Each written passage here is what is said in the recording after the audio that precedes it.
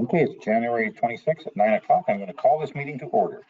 And can I please have our clerk, Jessie Clark, call the roll? Thank you. Mayor Lambshead, are you present? Present. Deputy Mayor Armstrong?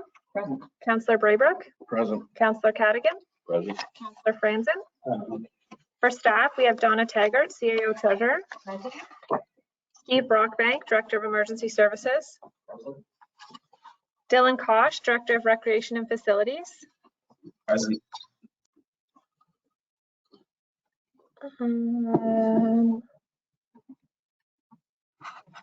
Ann Ruth, Deputy Clerk. Present.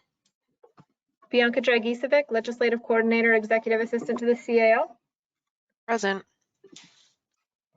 And Jessie Clark, Director of Corporate Services, Clerk is present. Okay, thank you very much. We move on to item 1.3 of our agenda, which is land acknowledgement and moment of reflection. We respectfully acknowledge Trent Lakes and Peterborough County are located on Treaty 20 Municipality territory in the traditional territory of the Municipality and Chippewa Nations, collectively known as the Williams Treaties First Nations, which include Alderville, Beausoleil, Curve Lake, Georgina Island, Hiawatha, Rama, and Scugog Island First Nations. Trent Lakes respectfully acknowledges that the Williams Treaty First Nations are the stewards and caretakers of these lands and waters in perpetuity, and that they continue to maintain this responsibility to ensure their health and integrity for generations to come. We will now take a moment to reflect on these principles and our duties and responsibilities as members of council.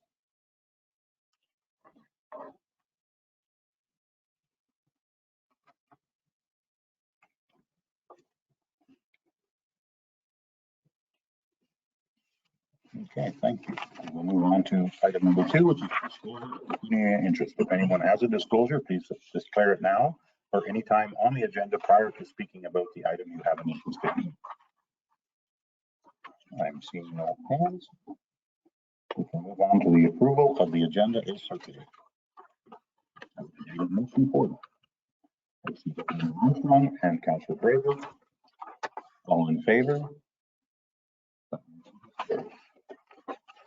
And now we move on to item 4, which is delegations and presentations. Stephanie McPherson, our CAO of the Trent Lake Public Library, would you like to speak? Unmute yourself and share your camera. Oh, I see you now, Stephanie. Thank you. Morning, Council. I'm here to represent Trent Lakes Library and the Trent Lakes Library Board in our request for the annual levy. This is an interesting year, which I feel like I've been saying for the past few years. But this is our first year coming out of COVID. In the past few years, we have been working at reduced hours or at closed, the Cabbage branch had been closed for a few months last year as well. So this year we're coming back in the full swing, back to normal, running programs and at full staff. So that's why the budget is a little bit higher, just it reflects coming back into what would be considered normal. Sorry, if you go to the first slide there.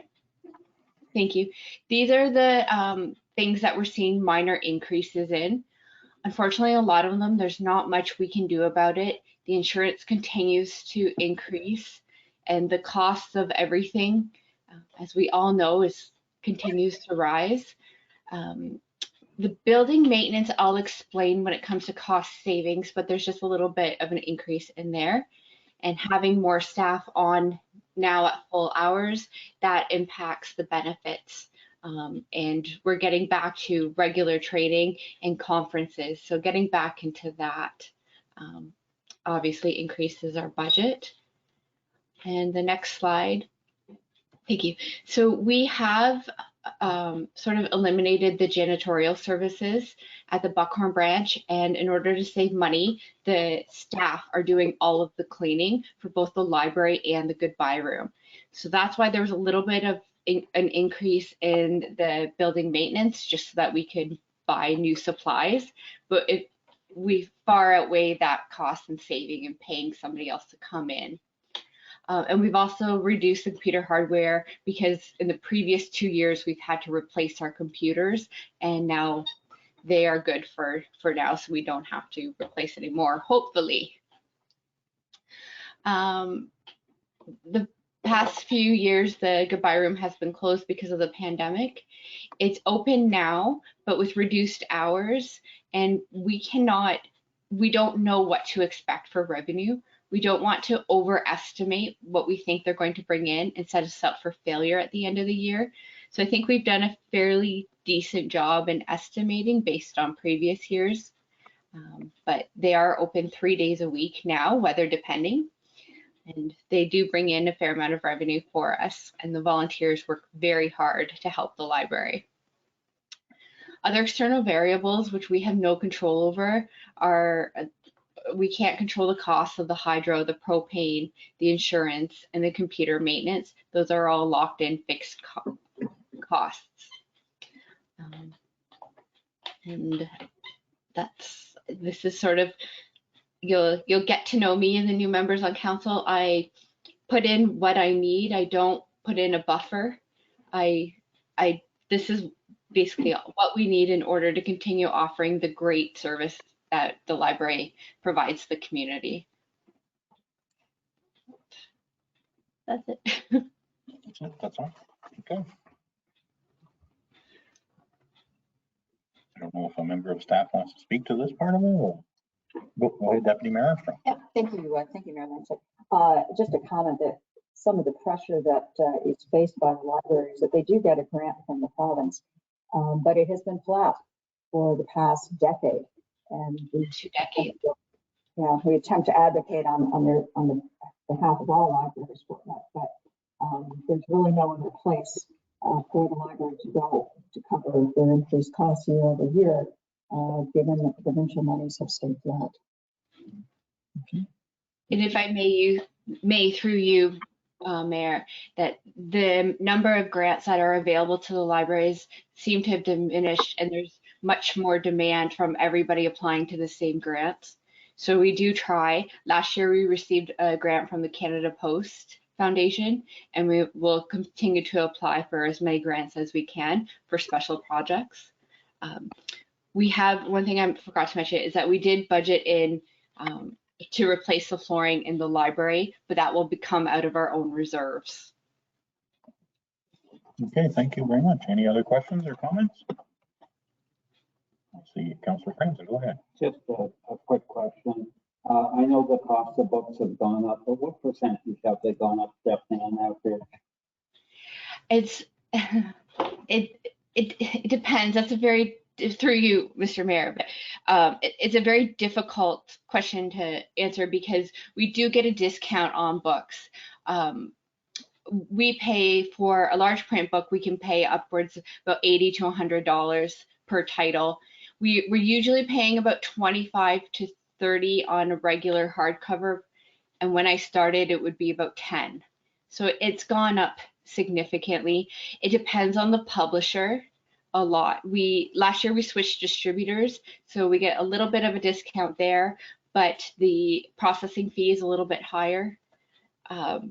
So I'm sorry, I cannot give you an exact number. No, but they've doubled, I would say, the past 6 years. And the prices of ebooks, you can easily pay $80 for one title, and that's where the trend is going right now. Our ebook usage is continuing to grow, and so making sure that we have enough to serve the community in that way and meet their needs is another important factor. But, yeah, ebooks can be about $80, and e-audio books are about $100 to $120 per title. So. Okay, thank you. Any other questions? I see no hands. Would anyone be prepared to make a motion? I see Deputy Mayor Armstrong. Thank you. I will move that the council receive the presentation from Stephanie McPherson regarding the 2023 library budget requests, and further that council approve the library levy in the amount of $252,900. And I see Councillor Franzen for a second. All in favor? Thank you. That motion has carried. Thank you very much. Thank you. It's great work you're doing there, Stephanie. Thank you very much. Okay, we can move on to 4.2 of our agenda, which is delegations. And we have Hayden Wilson of the Kawartha Land Trust. Can you unmute yourself and show your video if you choose?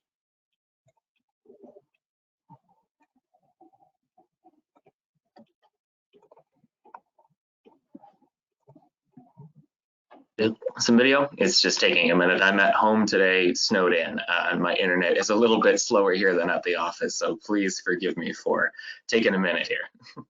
No problem. We can see you now and hear you. Oh, perfect. Okay. I don't see anything else on my screen, so I will go ahead and share my screen here. Oh, there we go. Okay, sorry, my computer is taking its time today. Okay, there we go. I've got full display now. Alrighty. So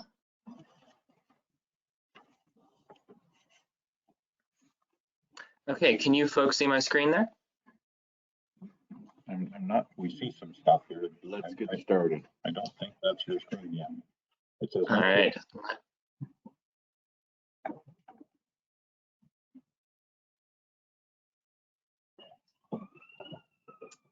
Okay, sorry, my computer is really chugging along this morning, so just one moment and I will. If you could teach it how to shovel snow, you'd have it made. Oh, it would be great. Yeah, I just got back in. Sorry if I'm looking a little sweaty. I was trying to clear my excessively long driveway this morning.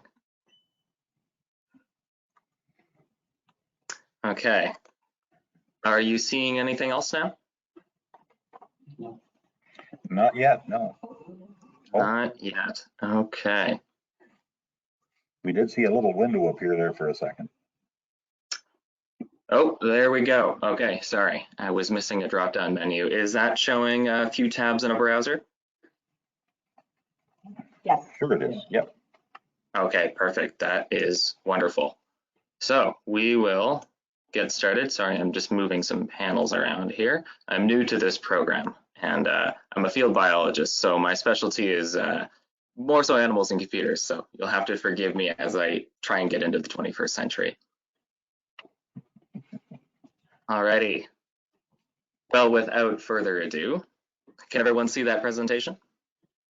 Yes. Wonderful. Okay, well, thank you so much, Council, this morning for hearing our delegation for the municipal grant this year. We were really fortunate to be able to get it last year, and it helped us do a lot at Jarnell Chase Memorial Park. So to introduce myself, my name is Hayden Wilson. I'm from the Kawartha Land Trust. And who is that, you may ask? Well, we are a conservation charity that protects and stewards lands within the Kawarthas, and our aim is to connect people to the landscape that's around them. We think that's really important for a whole bunch of different reasons that I'll get into throughout the presentation, but some of our high-level stats and goals are we protect 31 properties and over 5,200 acres of land, and that number is going up surprisingly fast, which is really, really delightful. We have lots of wonderful donors and volunteers who are interested in giving us land and stewarding land. We also maintain hiking trails on some protected properties, including at the Jarnell Chase Memorial Park, which is the subject of this grant application this year.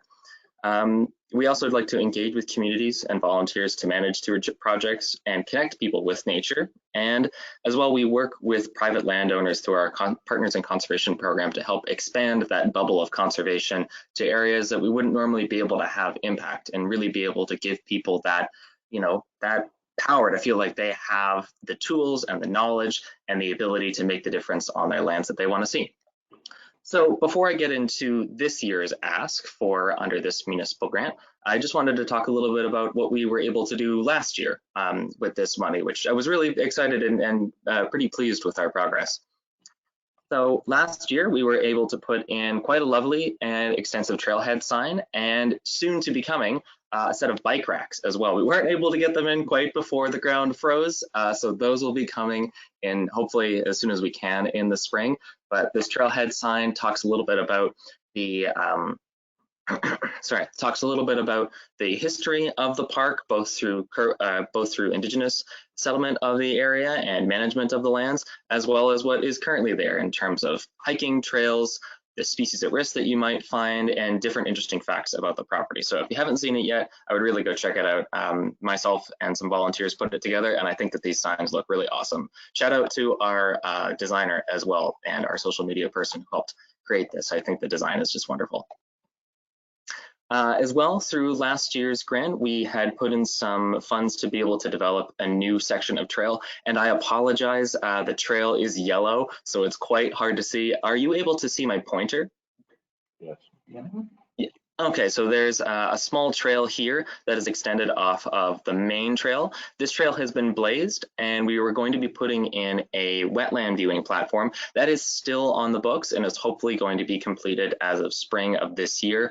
Unfortunately, getting approval for this sort of thing through Parks Canada for this area was a little bit more complicated and had to go through more layers of approvals. It still seems like it's good to go. They're in the last rounds of deliberation now and talking about getting it all set up for spring 2023. So the area that the platform is going to be going into is this wonderful cedar grove that outlooks over onto the wetland, and you can see for quite a distance. It'll give people a really much better view of the wetland than the current viewing platform that's sort of tucked away and is slowly getting swallowed by the cattails over time. So we thought it was time for a little bit of an upgrade.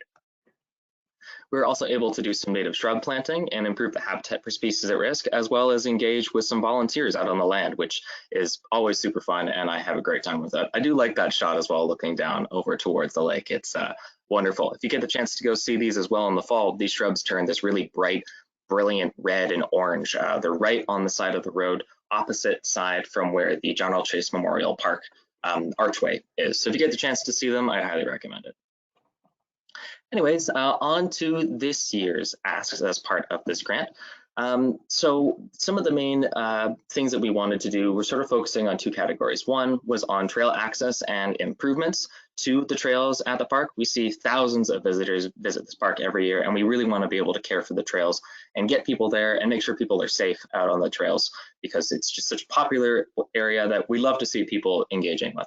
So a few of those asks would include directional roadside signage for parking. The parking lot is a little tucked away and a little hard to find for sure. And I know there have been parking issues in the past with things getting crowded at the mailbox and the archway, and we wanted to make things just as plain as day with some directional roadside signage. Additionally, some of these funds would be going to winter maintenance. We have in the past used a snowplow operator who has been wonderful. He unfortunately has just, well, not unfortunately, great for him, has decided to retire and not take on that business anymore. And he was giving us quite a discount on those services. So our costs for snowplowing have gone up quite considerably from last year to this year. And as well with changes in insurance and more people not really providing the services, they're getting harder to find and slightly more expensive, unfortunately, like a lot of other things. The other ask in this category would be to provide fencing, both to protect sensitive habitat and trail conditions. On the far side of the park here, so in this sort of white area, just off of Fire Route 10, there is a different entrance to the park that's not really open to the public, but it's additional entrance. There's Parks Canada signage over there, and there's sort of a gap in a fence line. Unfortunately, we've had a few issues over the past year of people driving ATVs, trucks, other things like that through this area. And this area in particular has a very ecologically sensitive community of really delicate flowers, really delicate tall grasses, things that don't do well with being chewed up pretty considerably by tires. And as well, they were starting to get out onto the trails and degrading the trails pretty considerably in some areas, particularly down in this area where it's quite wet. There was just these giant ruts developing. In the winter, things were icy and really not getting taken care of on the way. So the fencing would help us to be able to exclude some of that access, and as well to help us make sure that we're maintaining the ecosystems on the property as best as we can. The second category of this ask would be habitat improvements and community involvement. So I'll skip down to the bottom one because it's personally the one that I'm the most excited about, and then I'll go up to the other two to sort of link into that. So one thing we're trying to do with management on a lot of our properties, including John L. Chase Memorial Park, that has quite a few management needs, is we're trying to engage more deeply and more strongly with our volunteer base through a program we're calling regional stewardship teams. So in this grant, this subheading here of the funding would be able to help us develop programs to engage people out on the land and provide them with training. So that would be training on how to identify aggressive invasive species that harm both the ecosystem and are potentially dangerous for people as well. That would also include things like being able to respond more quickly to large storm events. Like, for example, this past year, the derecho that happened in May didn't hit John L. Chase Memorial Park too terribly, but we're not predicting storms to get any less severe in the future, and being able to respond with a well-trained team of people who have experience using chainsaws, who have experience doing trail management, are comfortable, are safe, is going to allow us to keep the park open that much more quickly. It was pretty unfortunate this year. We did have to close down the park for a few weeks, or close down the trails officially for a few weeks, just to be able to make sure that there was nothing hung up and that things weren't waiting to come down on some unsuspecting hiker. So being able to put some funds into these regional stewardship teams would be able to allow us to do excellent training, to be able to get people engaged on the landscape and have people really feel like they're part of the management of this shared resource in this wonderful part of the Trent Lakes. Oh, and the last point there, sorry, I missed one, would be replanting to increase biodiversity. In a lot of areas that we've been managing aggressive invasive species, particularly dog strangling vine, garlic mustard, and buckthorn, we've done a pretty good job at managing those species. There's still some patches that we're dealing with because they're pretty hard to get rid of, to be honest, but we're getting there. Would be to replant in those areas with native species, so there aren't just bare soil conditions and things are just waiting to come back in. A lot of these species as well are harmful to wildlife, but they can also be really harmful to people. Some produce different toxins that when they get onto your skin, they can create burns, they can create irritation. And honestly, walking through a field of dog strangling vine is just an ankle twisting experience that I can highly recommend that you not try. So we're trying to keep on top of that to be able to keep that from dominating out in some of these areas of these lovely hiking trails. And with that, short and sweet, I'll wrap it up there. Does anybody have any questions, comments, or concerns? Okay, thank you very much, Hayden. Anyone on council have any questions or comments?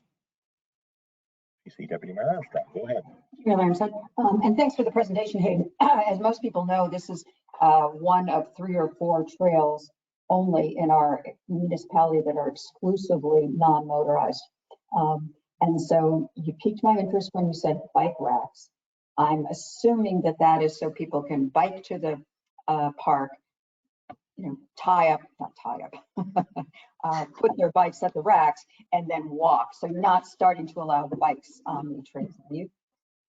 No, the intention is not to have the bikes go out onto the trails and create ruts. It's part of a larger project that we're partnering with different community groups to be able to have better bike access to hiking areas, but not to encourage a whole bunch of dirt biking and mountain biking on the properties. There would be more of these placed in different areas around Trent Lakes and in different parts around the Kawarthas to be able to link places together, because I don't bike a whole lot personally, but after talking to people who do, it's apparently quite important to have a spot to be able to safely lock it up, because locking it up to, you know, a tree or a random post or a sign has gotten a lot of people's bikes stolen. So having that security of something that's in the ground, that's made of iron and concrete and isn't going to go anywhere is pretty important for them. So, but yes, absolutely, we wouldn't be encouraging a lot of people to start biking on the trails.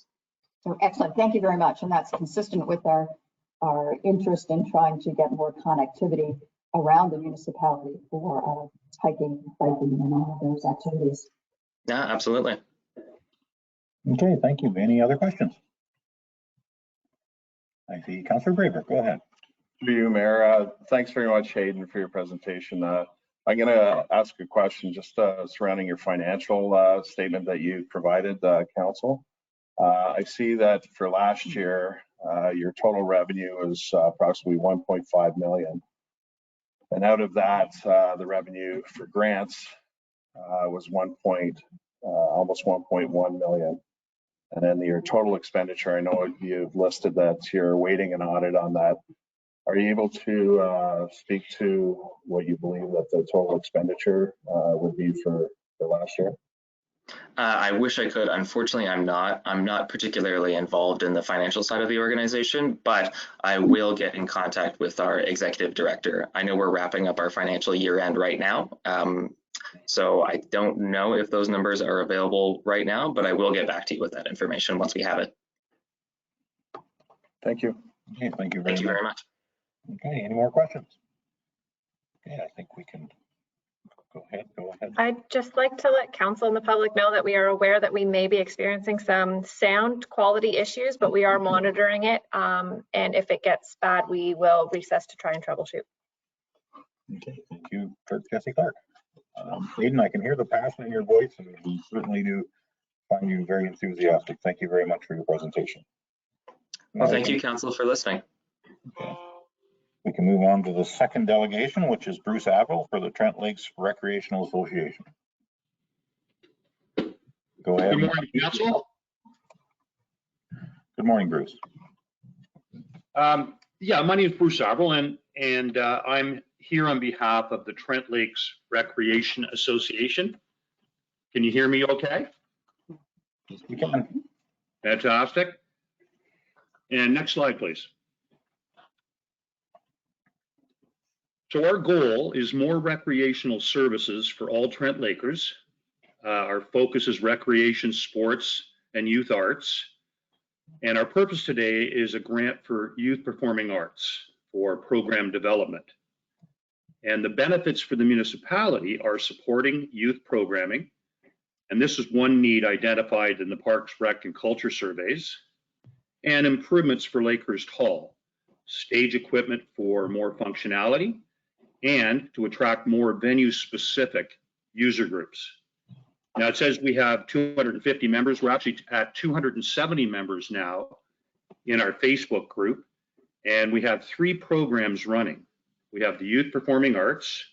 We have after school hockey skills, which is starting next week at the Buckhorn Sports Pad, weather permitting, and Buckhorn Old Timers Hockey with over 60 senior players.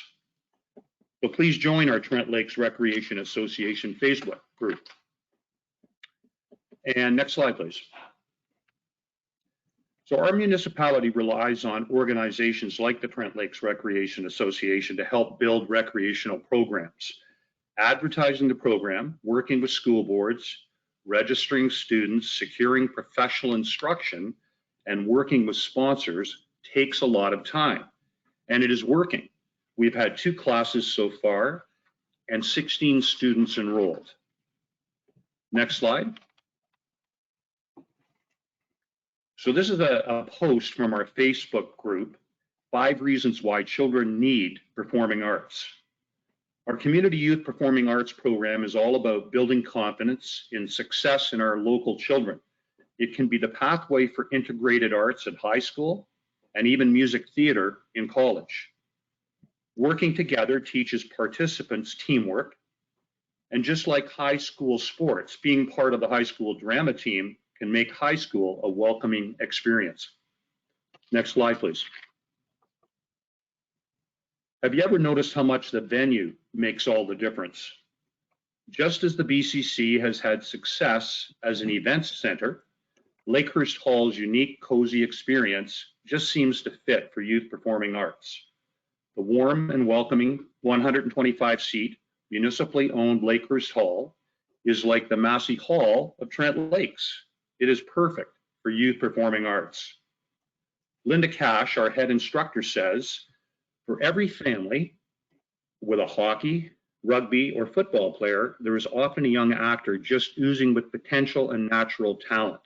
Let's give those kids their playing space too. And we could use some improvements for Lakehurst Hall and our program, namely lighting, sound, and stage. Next slide, please.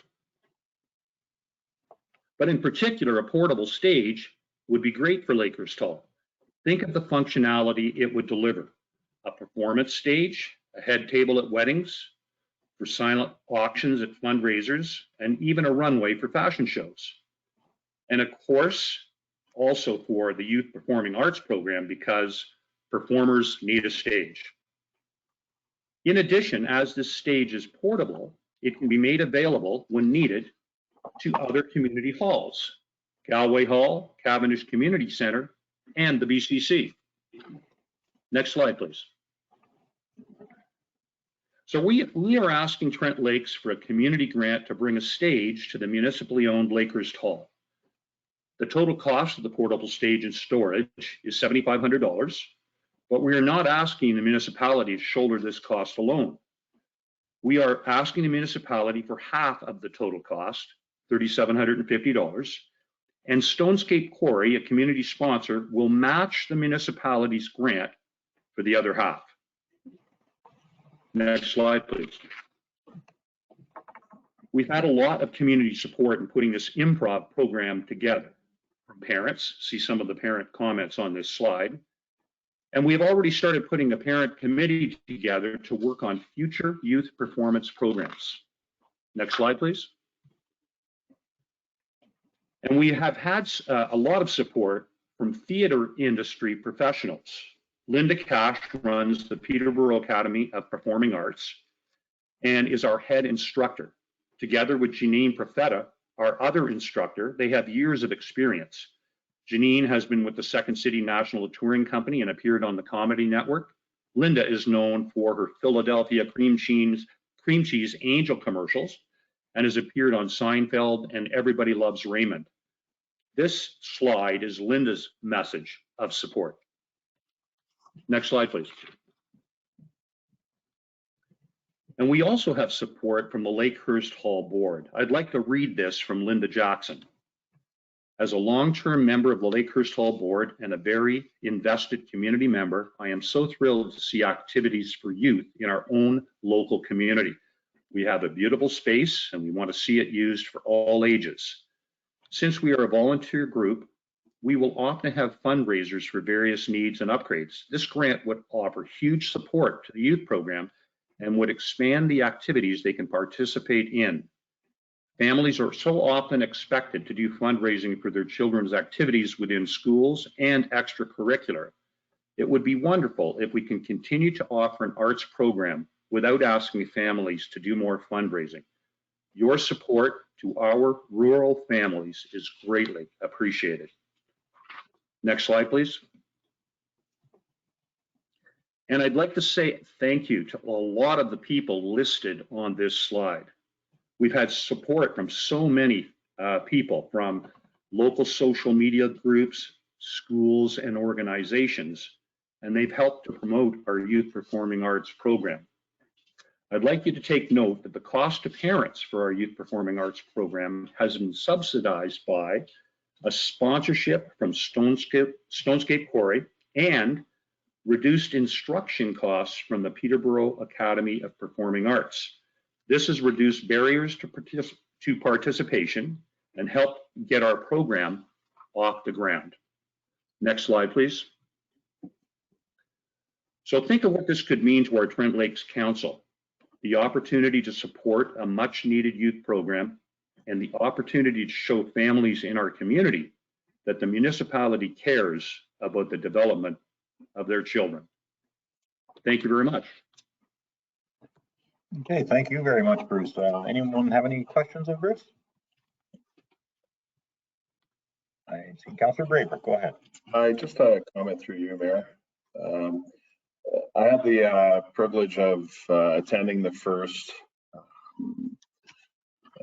day of the youth improv at Lakehurst last week or a week and a half ago, and what I saw was 16 young people having a blast, and it was really well run and well received from the parents that I spoke with that were there. And I think it's an important association that you've started, Bruce. And I mean, it's done great work in a short period of time, and I like the way it's the direction that it's going.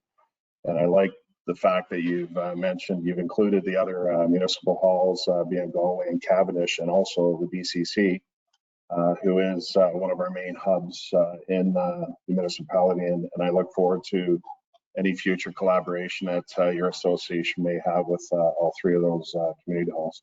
So thank you. Any other questions? Go ahead, Councillor Cadigan. Through Mayor Lambshead, my daughter has also been able to participate with Linda Cash, and she had to travel to Peterborough at the time. I speak in support of this because it's nice to have it in our community where we don't have to travel to Peterborough to participate. Thank you, Councillor Cadigan. I have one comment. Bruce, you've already said this. The shared use of this stage is a great idea. You've already covered that in your presentation. So that was one of my questions of you. Would we be able to share it around? And I think that's a great addition to our community. Thank you. Thank you all very much. Okay, take care. Thank you, Bruce. Okay, we can move on to Margaret Roberts and Molly Krissick from the Buckhorn Community Center.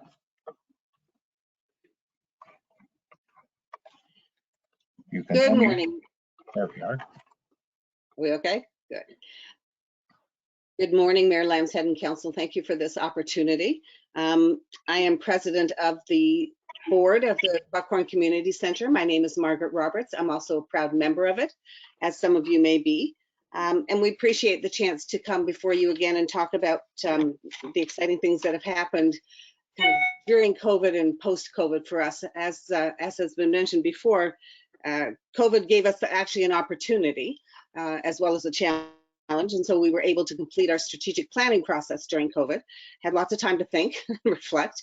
And now we're back to our usual offerings, and we're looking forward to additional offerings and expanding our scope and our services.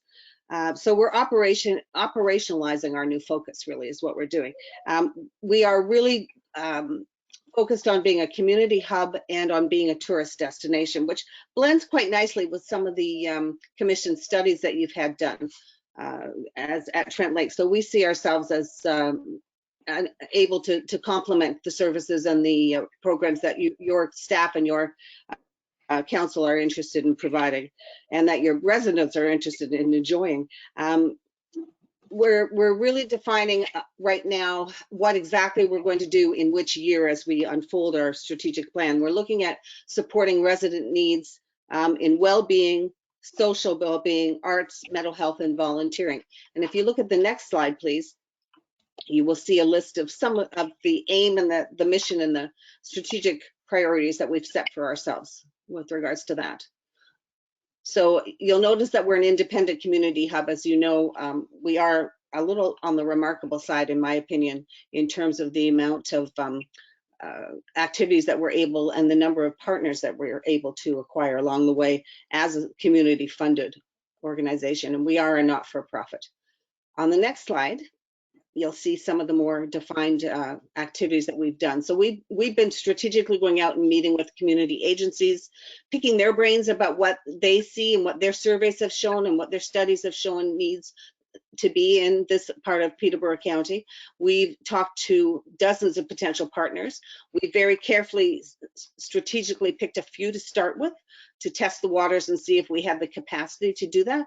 Led us to some new staffing. So we brought on a new signature events and youth programming coordinator. She actually came in today's Tuesday for her first day orientation. And we've created a development program for our volunteers, because as you may know, we have over 400 volunteers going. It's one of the reasons we're able to keep our costs down.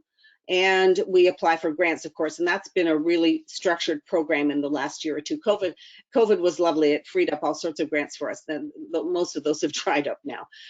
We purchased a generator. We've got a new stage. We have an electronic sign out front to help with communication. We were really glad to host the Economic Development, Tourism and Recovery Strategic Planning session.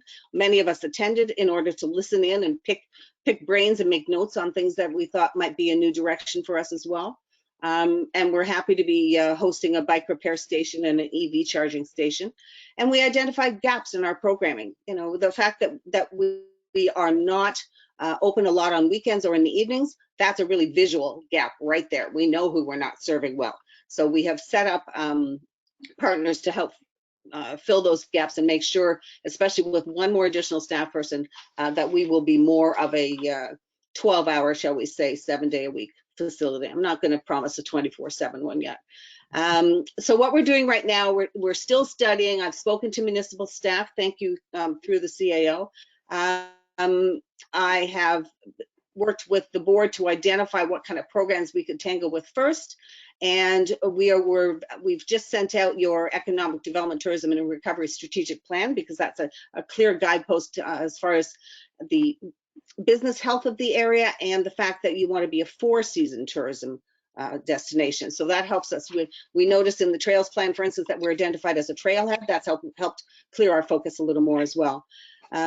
We are expanding our arts and culture. We actually even our standard, like our dinner theater, went an extra weekend this year, and it was still sold out. It just, like, the more we expand, the more we get sold out, and hence the need for additional staff. What else have I got on the list? Oh, and we're just learning from other community hubs. We call them statistical neighbors. So looking for municipally run community centers are one thing to tap into, but if we can find community-owned community hubs, that's a different kind of kettle of fish, and we really like picking their brains. Okay, I'll take the next slide as well, please. So right now, these are some of the things that we're initiating and doing. We're looking at greening our practices. From the business angle, we're looking at succession planning and making sure that for every event we run, we bring 10% new volunteers in so that we're keeping the information flowing. We're looking at succession planning for our existing staff. We're looking at succession planning for board members as well.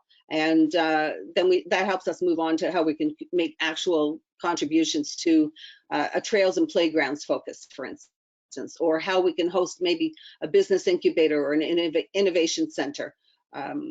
And so once you've gone through your strategic plan for business and economic development, I'll be hooking up with Rachel a little more strategically to see if there's something that we can offer through our center that would achieve what it is that council wishes to achieve for the business members in Trent Lakes. Looking at marketing, frankly, selling products ranging from soup to nuts, and which brings in revenue, and in a self-owned community center, every penny counts.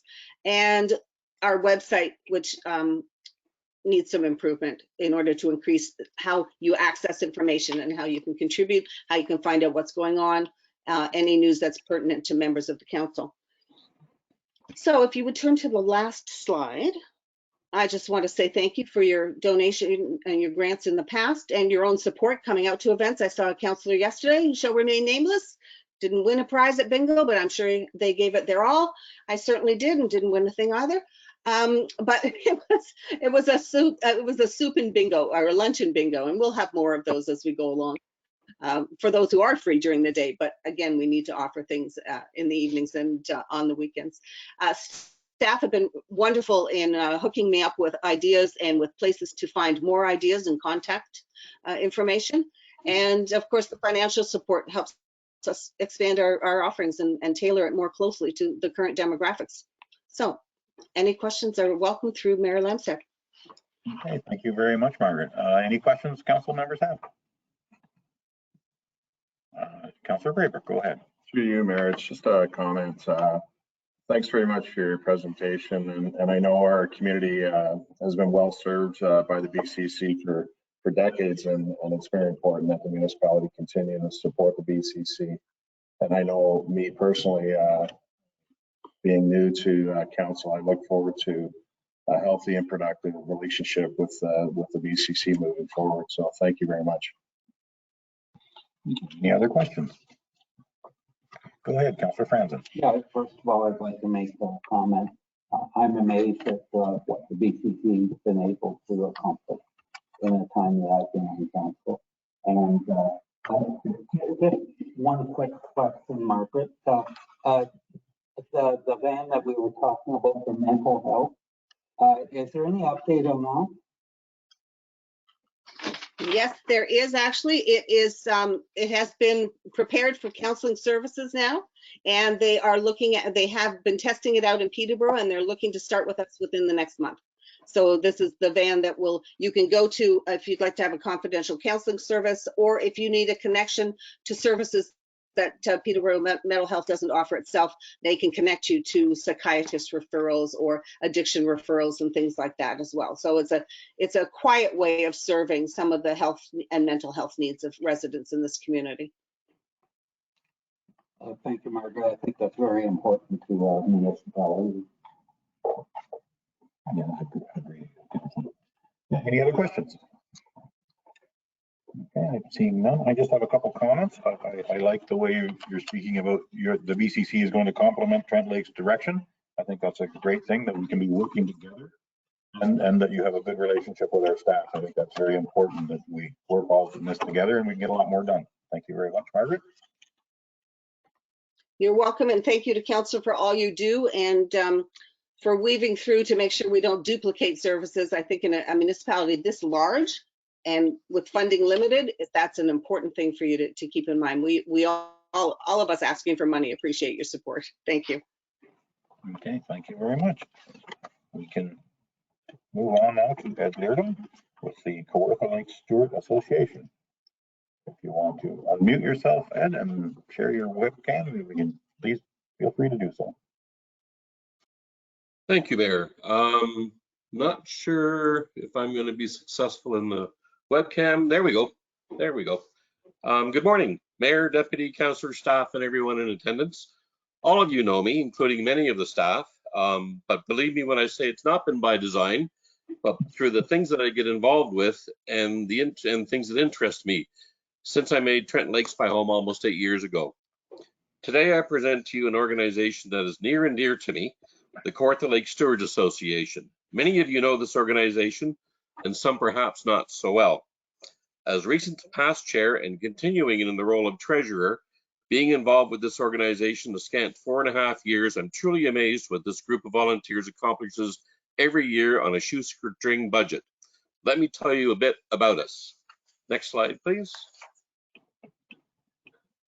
The Kawartha Lake Stewards Association is a volunteer, nonprofit organization of cottagers, year-round residents, and local businesses formed in 2000 after the Walkerton E. coli outbreak to monitor the water quality of the Kawartha Lakes, to educate the public, and to conduct research in new areas of public concern.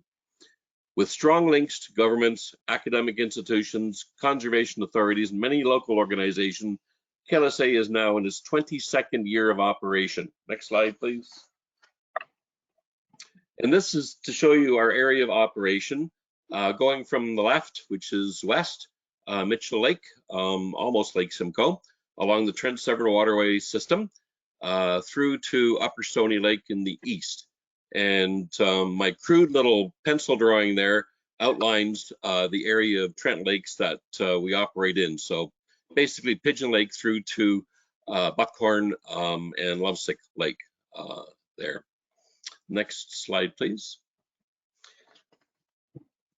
The projects that we work on an annual basis are, of course, our foundational program of sampling for E. coli. And this is done 4 to 6 times throughout the summer by more than 60 volunteers and through local lake, cottage, and ratepayers associations at approximately 80 sites on 15 or more lakes in that area that I showed you a moment ago. Annual sampling for total phosphorus, Cetidep, and calcium 4 to 6 times throughout the summer, and this is through the Provincial Lake Partner Program. In our area operation, samples are taken at approximately 47 sites on 17 lakes, again, all through volunteers. We look for invasive species and monitor for any new ones, up and coming ones, and aquatic plants in general.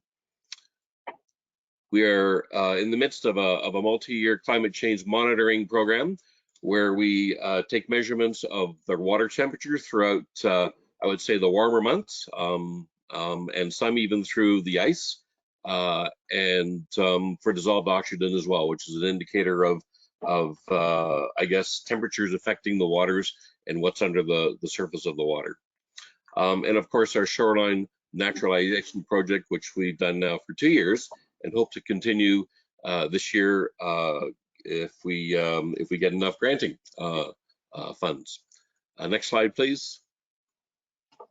Other things that we are involved with, one of our biggest, aside from the actual hands-on in the field programs I just spoke about, each year we publish our annual lake water quality report. It's a highly regarded and much anticipated report, if I may say so. It contains the previous year's E. coli test findings, the phosphorus test results, reports on all of our programs, and many articles related to water quality written and contributed by academics, PhD candidates, graduates, researchers, volunteers, and community scientists. We are currently updating our aquatic plants guide, which was last published in 2009. KLSA partners and collaborates with researchers and organizations studying various aspects related to water quality in and around the Kawarthas, such as recent nearshore studies conducted by Ontario Tech University, PhD grad. Each year, KLSA directors mentor Fleming College students in the Environmental Sciences program in a C4P, which is a credit for product project. KLSA coordinates the Canada Loon Survey with Bird Studies Canada in the Kawartha sector of the Trent-Severn Waterway. Next slide, please. And just a few photos and showing a few of our tools and implements on our projects there. You see on the left top, Seshi disc being dropped into the water to measure water quality. And on the right top, you'll see one of the water temperature monitoring devices, the logger you see on the far right, attached to one of the Trent-Severn Waterway buoys. Lower is our naturalization project of shorelines. Next slide, please. And these are folks looking for aquatic invasive species, in particular starry stonewort, the last couple of years. Next slide, please. Just some candid shots. This is an interesting photo I included on the left. That is the chain going up, holding down a Trent-Severn Waterway buoy. Those are zebra mussels attached to a chain, and how it mushrooms into a great big thing. That's only a partial photograph. So on the right, you'll see a poster that depicts one of the new programs that is up and coming and is now being sort of legislated by the Ontario province of Ontario, and that's the Clean Drain Dry program. So watercraft going into or coming out of different water bodies are required to make sure there is no algae, aquatic growth, any organisms. It's drained and dried and cleaned to prevent the spread of invasive species and other species as well. Next slide, please. I just want to speak a bit more to that. Starting a year ago on January 1st, 2022, under the Ontario Invasive Species Act, all watercraft users, including canoes and kayaks, are required to take extra steps to reduce the spread of such environmentally damaging species as zebra mussels, which we just saw on the chain holding the buoy. The province has regulated watercraft, including boats, canoes, kayaks, as a carrier of invasive species. Boaters are now required to take the following steps before transporting a boat or boat equipment overland. Remove or open drain plugs to allow water to drain from the boat or boat equipment. Take reasonable precautions to remove all aquatic plants, weeds, animals, algae from any boat equipment, vehicle, or trailer. So before reaching a launch site or placing a watercraft in any body of water in Ontario, boaters are required to ensure their boat, the equipment, vehicles, trailers are free of all aquatic plants and animals. And I'm speaking to this a little more focused because I think all of us are aware now that the spread of invasive species, whether it be on land or on water, are changing our environment. And it's being exacerbated by the increase in temperature and climate change as well. As weather gets, our temperatures warm up, there's more opportunity for non-native plants to come in where it's more conducive to their climate. Next slide, please. Further on this, local government action, the Township of North Kawartha has recognized the importance of reducing the spread of invasive species. They are providing grants to reimburse any local association for up to 50% of the costs of installing boat wash stations at boat launches to a maximum amount of $10,000. So I'm just trying to plant a seed here with council that this might be something to consider in your deliberations on any environmental discussions. Next slide, please. This is our roster of our board of directors. We have a mix of skills and experience on the board, which is wonderful. We're not all scientists. We're not all biologists. We're from the private sector, from all kinds of places. Next slide, please. And of course, we have consultants that we engage, scientific advisors from different universities and academics, and the list is there. Next slide, please. And that's how to stay in touch with us. Like Bruce said, like us on Facebook, Next slide, I think, is for questions. Thank you again for considering our grant application and your support in the past years. Looking forward to continuing that. Any questions, comments? Thank you very much, Ed. Yes, if council have any questions of Ed? I'm seeing Councillor Cadigan, go ahead. Through you, Mayor Lamson, as you know, Ed, the township is quite interested in shoreline restoration. I wonder if you could expand upon what your shoreline restoration program entails. Yeah, so in the past couple of years, we partnered with Watersheds Canada, who assisted us with a grant and materials to engage with private property shoreline owners who also contributed some money. Given that sort of partnership, the three-way partnership, we'll call it, we would get an army of volunteers. We would get the materials from local nurseries, all indigenous plants and shrubs, and we would go and map out. Watersheds Canada did this consultation. They'd map out the planting area of the shoreline on each property, and then we go out and plant them. That grant has finished from Watersheds Canada. However, we've applied for a grant with EcoAction to see if we can't get more money to continue on with that particular program.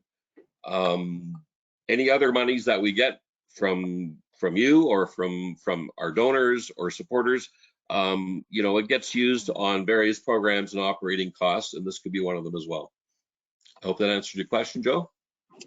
Very well, thank you. Thank you very much, Ed. Any other questions? I'm seeing Councillor Raybrook. Thank you. Through you, Mayor. Thanks very much, Ed, for your presentation. On the heels of Councillor Cadigan's comments, the shoreline restoration, is that the Natural Edge program? Is that tied into that? That's what it is. Yes, through you, Mayor. That's exactly what that is. It's called the Natural Edge program. Okay. One more question, just regarding your financial statement that you submitted. It shows that you have a positive bank balance of close to $29,000. How does that get applied to any sort of operating costs and that sort of thing, and any sort of grants that you may be seeking? Yes, thank you. Through you, Mayor. 3 years ago and before, our annual operating budget was around $10,000–11,000, and just prior to pandemic days, we sought to increase our war chest, if you will, to start advertising in our annual water quality report. We've continued that very successfully. We limit it to the back 3 pages, cover and 2 inside pages, to increase our war chest. Again, we're reliant on donations and grants from individuals, from private individuals, business, municipalities, lake associations. So we've been building this for 3 years, and pandemic sort of limited our ability to do much.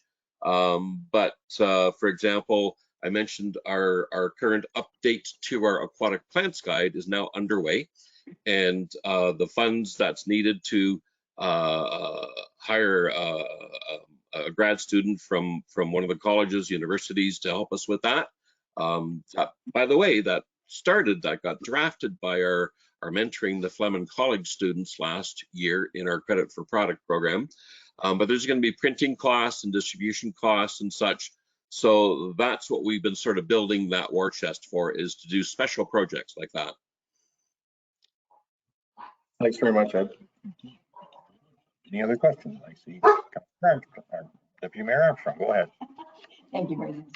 It's really a comment more than a question, but I think most of us know we are very fortunate at Trent to have some of the provincial and frankly national leading experts in invasive species, water quality, etc.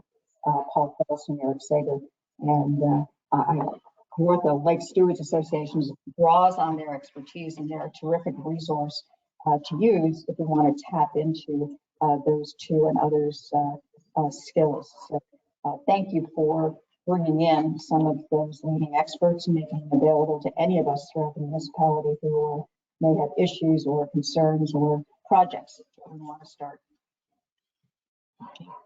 Very much. Thank you, Deputy. Okay, I see Councillor Franzen, you have a question. Go ahead. Yeah, more comment there.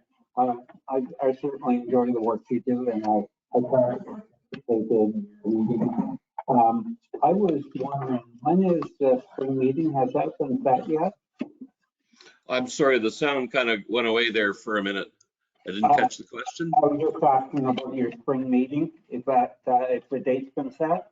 Oh, we're just underway now with that. Yes, it's going to be one of the first 3 Saturdays in May. We're actually kind of trying to figure out if it's a good idea or not to do it on the long weekend. But it will be definitely, it's always the first part of May. We tie that into the timing of the availability of our annual lake water quality report, so we can bring them there and distribute them. So stay tuned. Like I said, like us on Facebook. I will definitely let you know when that date is set. Okay, appreciate it. And thank you for all the work you do, Ed. Thank you, Councillor. Yes, thank you very much, Ed. The annual water quality report's very interesting read. Yep. It's important to keep monitoring our lakes. Thank you very much, Ed. Thank you. Okay. We can move on now to John Harvey of the Firefighters Association of Trent Lake. If you could please unmute yourself and share your webcam if you choose. Good morning. Can you hear me? Yes, we can, John. Okay, great.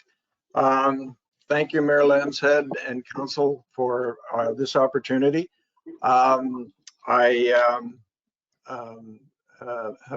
have provided this information in the past when we've submitted grants, and I believe that we've had success in the past, and I'm very pleased that we have had that success. As you know, this has been providing coverage for our general liability insurance historically, and this allows our membership to feel comfortable in going into the community and fundraising, and using those funds, of course, to go back into the community for various events. Last year, we had the opportunity to include in our insurance package some comprehensive coverage, accident comprehensive coverage. Was very cost effective, and we put that in place about mid-June.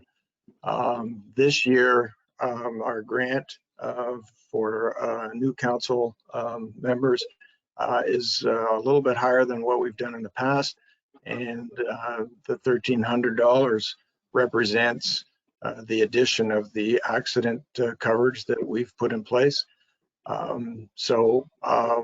With that coverage, our membership is well covered in going into the community and fulfilling our desires of various fundraising opportunities. I must say that, again, coming out of COVID, the opportunities were not as great as they were, but going into this year with our new council, which we met on a couple of weeks ago, a new executive, I should say, we've got a lot of good ideas going forward, and I think we'll have a lot of success in the fundraising department for 23. So I'm happy to answer any questions if anybody has any at this time. Okay, John, thank you very much. Does anyone on council have any questions of John? I'm seeing no hands. I'm just going to make a comment. I think it's, you see the Firefighter Association, firefighters everywhere in our community, and thank you very much for your service. Thank you. Okay, I don't see any other questions, so we will move on to our next item on our agenda, which is Peter Raymond, the Trent Lakes Outreach Center. Thank you, John. Peter, are you there? You can unmute yourself and share your webcam if you'd like. Yeah, good morning, council and staff, and New Year's greetings. Next slide, thank you. I'm here to seek council support for our grant request of $1,000 to cover our volunteer insurance. Next slide, thank you. So just to give you a bit of an overview and background of the Trent Lakes Outreach Center Food Bank. Originally, the rural outreach started back in December of 2002 as a shelter for domestic violence and evolved eventually to Trent Lakes Outreach Center Food Bank. We are a registered and recognized food bank and used through Kawartha Food Share in Peterborough and operate in a discrete location. We have a dozen compassionate, dedicated volunteers from both Harvey and Cavendish wards. We're available 7/24, 365 by telephone and our website. We have approximately 24 adult clients and roughly 9 to 10 children, and those numbers fluctuate somewhat. We operate the food bank 1 day a month and provide 3 weeks worth of food supplies. If anybody gets short, they can always give us a call. And we do not turn anyone away. We do not judge people. And we make sure that there's confidentiality there. At Christmas time, we give an extra food supply to help them over the Christmas period. Prior to COVID, we did operate the Meet Your Needs event at the BCC. We're reevaluating what we might do in 2023. Next slide, thank you. We have a number of partners, including the Municipality of Trent Lakes, Kawartha Food Share, Community Care, Buckhorn Community Centre, and Social Services for the Peterborough County and the city. Next slide, thank you. People can find us on a number of websites: Social Services, Trent Lakes, Cavendish Community Centre, and the Oak Shores Community Centre, and Ontario 211. Next slide, thank you. Our location, we've operated for quite some time out of the Deer Bay School property until that building had some problems. Council and staff managed to get use of a trailer for a short period of time, and we very much appreciate it. And then we made arrangements through the municipality with the Lakehurst Hall Board to relocate to the Lakehurst Hall, and we have a room there. And as an essential service, we operated throughout the COVID pandemic and adhering to all the protocols. Next slide, thank you. We appreciate any donations from anybody, whether it's financial or food, and all the donations go towards our clients in Trent Lakes. And if anybody needs a tax receipt, we have arrangements with municipal staff to offer tax receipts. Next slide, thank you. Here's some samples of food drives that we did with MPP Dave Smith over the pandemic. The slide on picture on November the 7th, 2020, that's the room in the Lakehurst Hall basement where we store our food. Initially we had one upright fridge, one upright freezer, and one flat freezer. We've removed one of the fridges to give us more space for storing foods. Next slide, thank you. And just to give an overview of food banks around our region, locally in Peterborough County and the city, we use Kawartha Food Share, and there's one at Curve Lake, Lakefield, and Bridgenorth, and ourselves. In City Kawartha Lakes, there's many food banks, one in Bobcaygeon and one in Kinmount.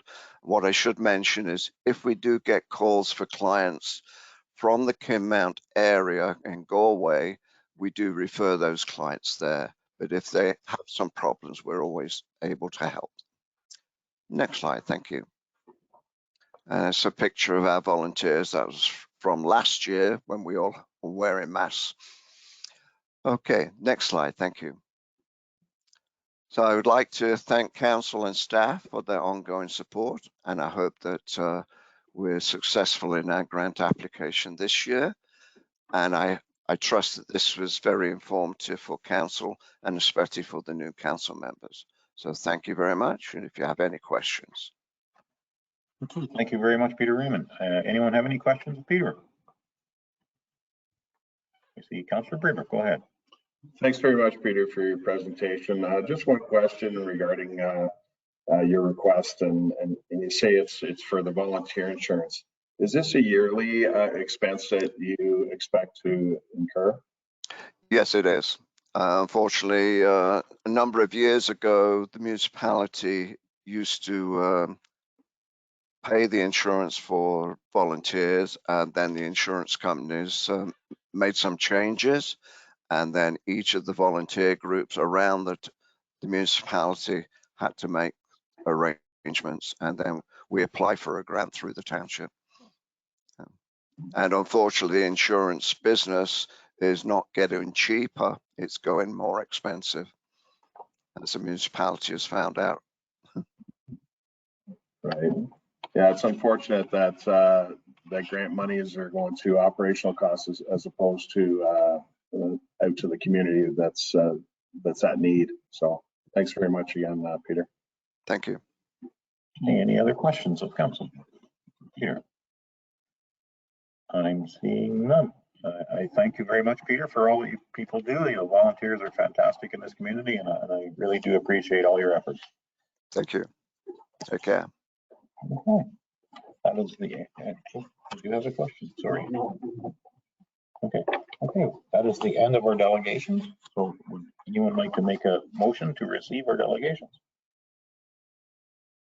I'm seeing Councillor Franzen, and a seconder is Councillor Cadigan.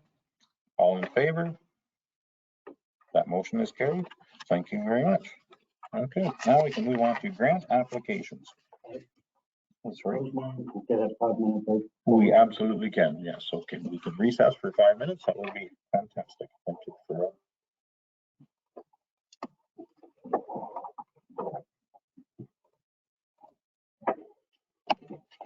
Really done.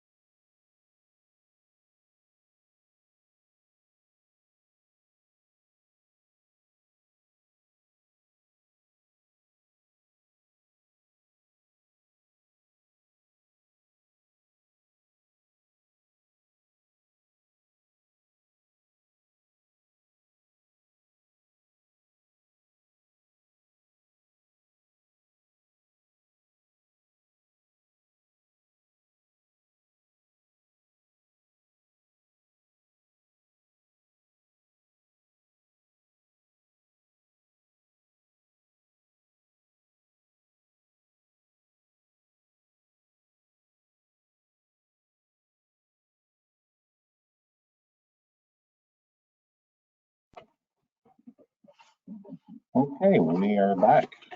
We can move on to item number 5 of our agenda, which is grant applications.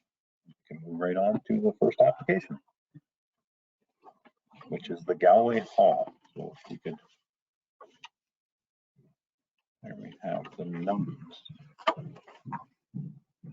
The amount that you're applying for 2023 is $2,846.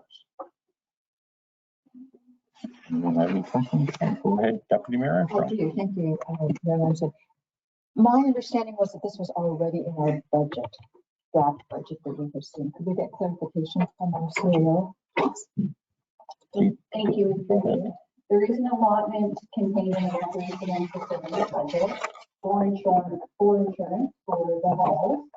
This appears to be for something about that. So the internet and the cleaning services more. So yes, there is already insurance in the budget for the halls if they provide proof of payment.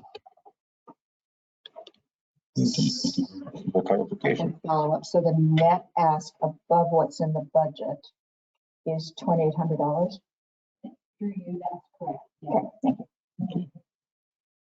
Thank you for the clarification. Any other comments? I'm seeing no comments. Okay. Would anyone care to make a motion in support or somewhat of that? I'm seeing Councillor Cadigan. Go ahead. I'll make a motion that we grant Galway Hall $2,800 for expenses. Okay, do I have a seconder for that motion? Seeing Deputy Mayor Armstrong for seconder. Any comments? Then I will call for the vote. All in favor? That motion has carried. Thank you very much. We do include the 46 cents, I assume. Okay, we can move on to item number, whatever that is, part of 5.1, which is the Greater Harvey Historical Society. These items were picked at random by our clerk, I believe, so we can. Okay. I see our CAO treasurer, Donna Taggart, would like to speak. Go ahead, Donna. Well, thank you, and through you. Just to let council know, there were some clarification provided by this group. So they are looking for $6,000 for operations and $2,700 for a new website and scanner. So the total of those two. Okay, thank you very much. So that's the ask is $8,700. Would anyone like to comment or have a question? Or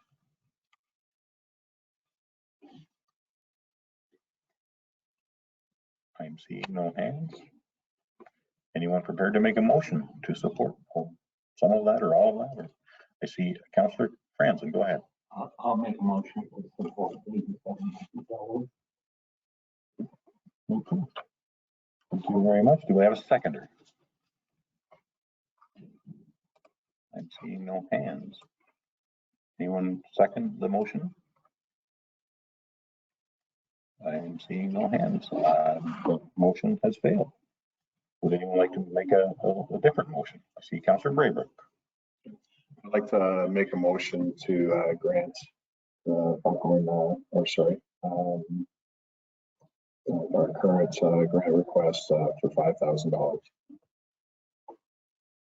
Okay. Do we have a seconder for that? I see Councillor or Deputy Mayor Armstrong.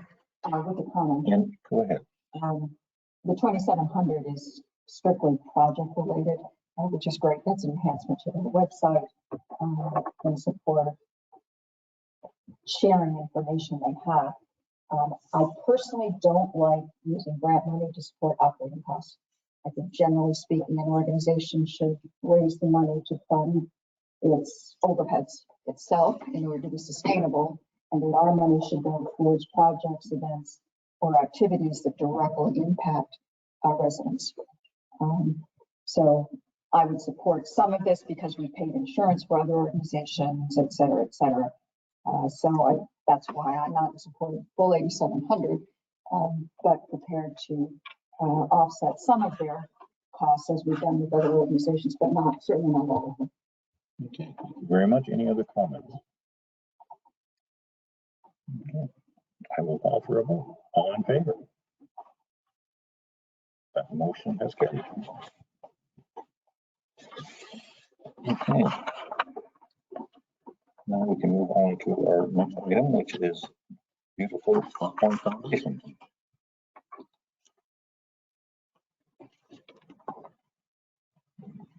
And their ask is for $1,500 this year. Anyone care to make a comment or a motion? Or I can see through there we go. Deputy Mayor Armstrong. Yes, I would make a motion to support the $1,500. All of that money goes directly towards the purchase of the plants, the materials, et cetera, et cetera. So they're obviously donating all of their time, and we're just paying for the materials. And I think we all know that the geraniums we see around the town enhance the look for both visitors and residents. Seconder for that motion. Councillor Cadigan for a seconder. Any other comments?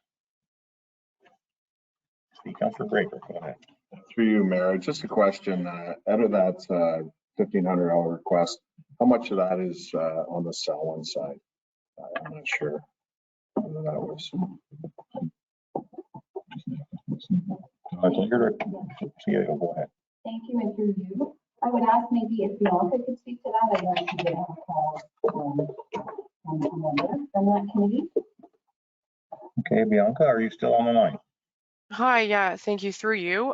So I did receive a call from beautiful Buckhorn, just kind of giving an idea of how many plants they purchase annually, and what percentage of that goes to each side. So they purchase about 350 plants annually, and then 117 of them get planted in the Selwyn side, and 233 go to the Buckhorn side. So only about 33%, she said, goes over to Selwyn, with the remainder staying in Trent Lakes. And those were the figures that she was able to give me earlier this morning. Okay, thank you very much. Bianca, any other questions? Go ahead, Councillor Braver. Through you, Mayor, just to follow up to that. So have we received any monies from Selwyn towards that 33% at all, or do we know? Go ahead, Bianca, if you have the information. Bianca, go ahead. Sorry, through you. The other just related to that, the other thing that she did mention is that they do also get a grant. I think it is in their financial statements that they do get a grant as well from Selwyn, and that it looks like it has increased, she said. And it's roughly about the same amount that we gave them last year, or that council gave them last year as well. But that was what she had contributed. I'm not sure if Donna has more to add to that. No, that's great. Thank you, Bianca. Yeah, okay, thank you very much. Any other questions? Okay, we'll call for the vote. All in favor?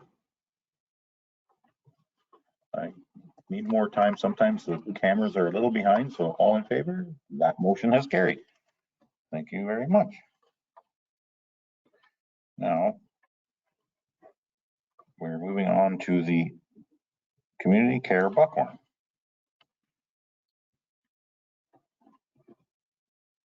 And their ask is for $7,000 this year, and we supported $6,000 last year, I think. Okay, any comments or questions? I see Councillor Franzen, go ahead. I'd like to make a motion to support $6,500 for Community Care Buckhorn. Okay, we have a motion for $6,500. All in favor? You guys get a second? I'm looking for a seconder for $6,500, and I am seeing none. That motion has failed. Would anyone be prepared to make a motion? I see Deputy Mayor Armstrong, go ahead. Thank you. I make the motion to support the request of $7,000 for community care. I think that's one of the most important organizations serving our community, the most vulnerable members of our community. And I see that it's going towards unfunded programs, so it has a direct impact on on the community. Do you have a seconder for that? Councillor Cadigan for a seconder. Any comments, questions? I just have to have one little comment. We have to be very cautious here. We're going to be running out of funds for all our grants. We have a very limited amount of money, so we have to carry on. All in favor? All in favor? That motion has carried. Okay, we can move on to the next item on our agenda, which is the Corporate Land Trust.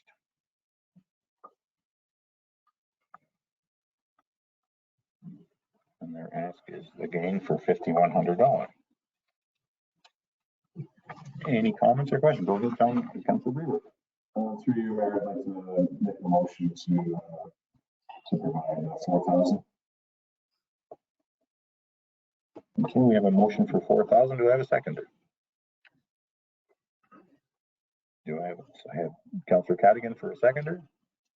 And we have, anyone have a comment? I can see Deputy Mayor Armstrong, go ahead. Yes, thank you.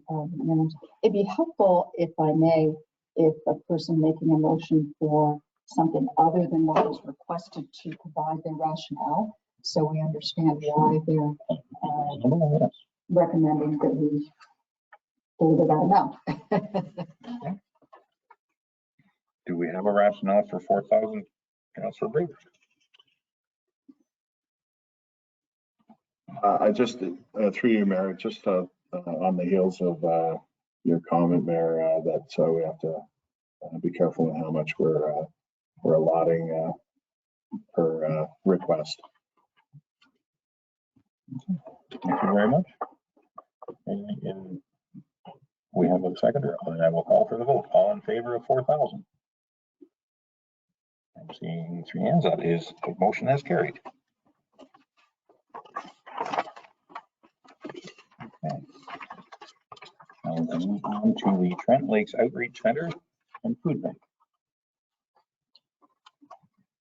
And the request is for $1,000. See, Councillor Franklin, go ahead. I'd like to make a motion to support. I think the money is primarily for the insurance of its members. And that is for the full 1,000? Yes. Okay, do I have a seconder for the full 1,000? I see Deputy Mayor Armstrong. Any comments? Seeing no comments, all in favor? That motion has carried. Thank you. Okay, we can move on to the Trent Lakes Recreation Association. And their ask is for $3,750, I believe. Yes, $3,750 for the portable stage that will be shared around our community. Okay, I'm looking for a motion. I see Councillor Braybrook. I'd like to make a motion with a comment through you, Mayor. I'd like to make a motion to provide the Trent Lakes Recreation Association with the full amount that they've requested, $3,750. And part of my rationale for that motion is it is a first-time request. It's a new association. And what struck me was the equipment that they are requesting. Half of the cost is being augmented by a donation, as well as the equipment will be able to be shared with with Galway Hall, Cavendish Hall, as well as the BCC if need be. So it does benefit much more than just the Lakehurst Hall and the association. Okay, thank you very much. Do I have a seconder for that motion? To support the $3,750, I see Councillor Cadigan. Any comments? I will call for the vote. All in favor? That motion has carried. Thank you very much. Now we can move on to the Kinmount Agricultural Society. I think we were going to make a motion to move this later on the agenda because it is a very large item. Is it one? I see Councillor Braybrook move to the second to the last, I think this. Yeah, through you, Mayor, I'd like to make a motion to leave this grant request to second to the last. Okay. Do I have a seconder for that motion? I see Councillor Cadigan. All in favor? That motion is carried. My apologies, was there any comments before I call for that vote? We can move on to the Buckhorn Community Center Blizzard Fest Committee. I believe their ask was for $1,000. Anyone have any comments or prepared to make a motion? I see Councillor Braybrook. Through you, Mayor, I'd like to make a motion to grant the $1,000 request. Do we have a seconder for that motion? I see Councillor Franzen. Any comments? See Deputy Mayor Armstrong, go ahead. Yeah, thank you, Marion. So, I support this request. I do think in future we need to have a better understanding of what events and for what organizations we support, because we could be seeing this would be a very slippery slope, and every organization, not for profit, that has events could be coming to us to support it. So just a comment that in the future, I think we need to have a little bit better understanding of which ones and for what types of organizations we want to support. Okay. Any other comments? Call for the vote. All in favor? One more time. All in favor? The motion is carried. Okay. Okay, we have the next request is from the Kinmount Volunteer Management Committee.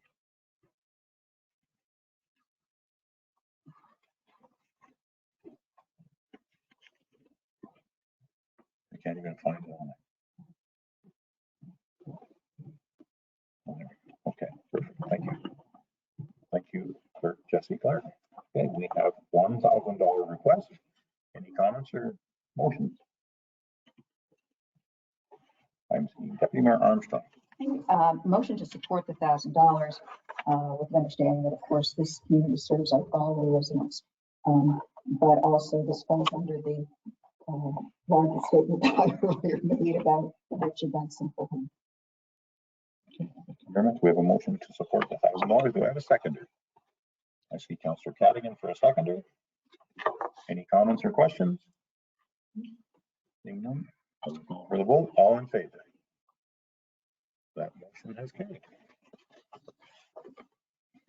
Okay, now we'll move on to the next item, which is the Buckhorn Community Center grant. I think we're going to entertain a motion to go ahead, Councillor Franklin. Motion to refer to the end of our agenda. Okay, thank you. We have a motion to refer the BCC to the end of the agenda. Do I have a seconder? I see Deputy Mayor Armstrong for a seconder. We'll call for the vote. All in favor? The motion was carried. Okay. We can move on to the Trent Lake Selwyn Seniors Club.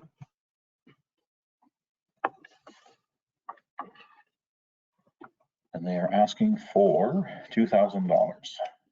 Anyone have any comments or questions? Or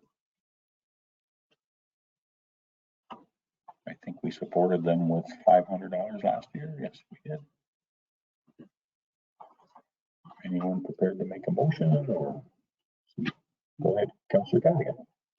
I'll make a motion that we support them with $1,000 of the funding, and the rationale being we need to reduce money to keep money available till the end.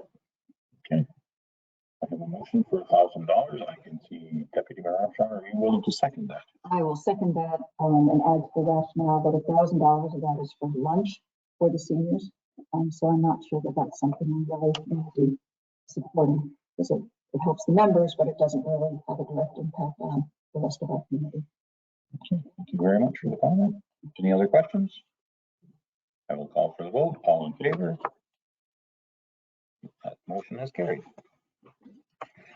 I must apologize. It looks like I'm delaying. It's because on the screen, I don't see very many of the hands going up. I know they're going up, and so I would like to wait until we see them on the screen so that everyone can see that the vote has carried. Okay, and now we'll move on to the Buckhorn District Tourist Association. And their grant request is $5,000. Anyone prepared to make a comment or question? Or a motion?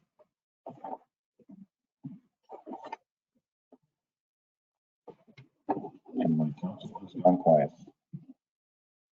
See, Councillor Braybrook, sorry. Councillor Braybrook started. Thank you, through you, Mayor. I just have a question.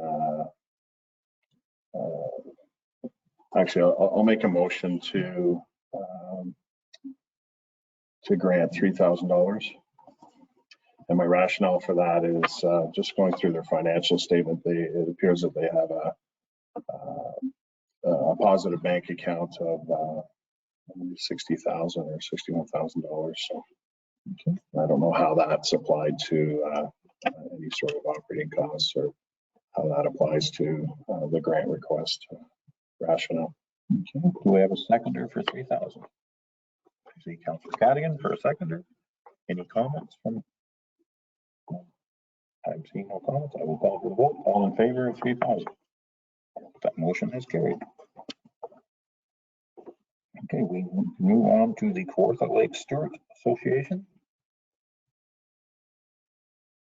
Their request was for $1,000. I see Deputy Mayor Armstrong, go ahead. A motion to support the $1,000 as requested. And then the seconder, I think it was Councillor Franzen. Any comments? I will call for the vote. All in favor? That motion has carried. Okay, we can move on to our last item, which is in this section, which is the Firefighter Association of Trent Lakes. And I do believe the request is $1,300. I see Councillor Braybrook. Through you, Mayor. I'll make a motion to support the $1,300 with a question to our CAO, if possible, Ms. Taggart. Is it possible to cover the 30? We should get a second before we. Yeah, we'll get a seconder. That's Councillor Cadigan for a second. Okay, Councillor Braybrook, you have a question. Go ahead. Thank you. Is it possible to cover the $1,300 in our volunteer insurance so no impact to our budget? Go ahead, CAO Donna Taggart. Thank you. It is possible. It would have a very small impact. So it could be that we add the amount of this cost annually to the emergency services budget as a line item, and it would be treated the same as the volunteer amount. Thank you. We can add that to the emergency services. Okay, thank you. Just to follow up to that, Mayor, I'd like to make a motion to direct staff to include the $1,300 Firefighter Association in the annual emergency services budget. Do I have a seconder for that motion? I have to vote for Councillor Cadigan. All in favor?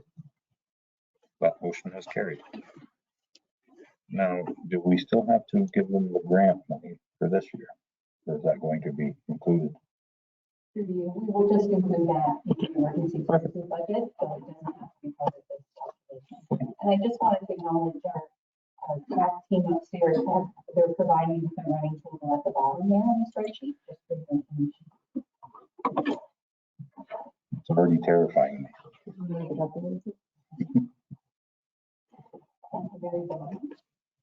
Can't quite see it.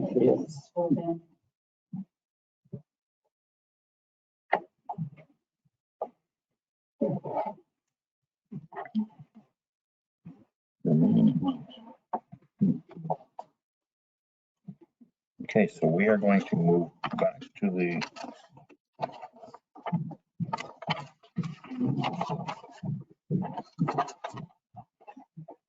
Kinmount Agriculture Society. Their request was for $26,000, I believe. And I don't know if anyone wants to speak to that. Some of that was in kind, some of that was a request. Okay, Councillor Braybrook, go ahead. Through you, Mayor, a question to our CAO, Ms. Taggart, if I may. Yes, go ahead. Thank you. I just want to ask a question. Are you able to speak to this grant request specifically? If you can share with council how our municipality provided an in-kind donation, and if there are any concerns with this type of request. Thank you, and through you. So many years ago, there used to be a situation where our equipment would go to the fair, and that would be utilized by fair staff.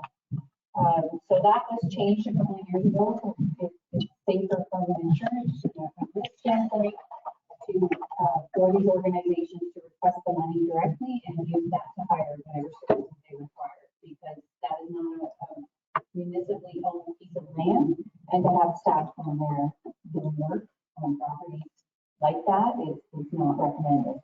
I'm sure. Thank you very much. Do we have any other comments or questions?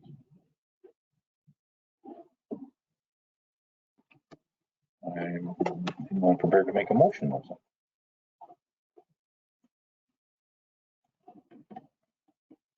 I'm seeing no motion. I'll put a motion forward. Okay. Put it on table.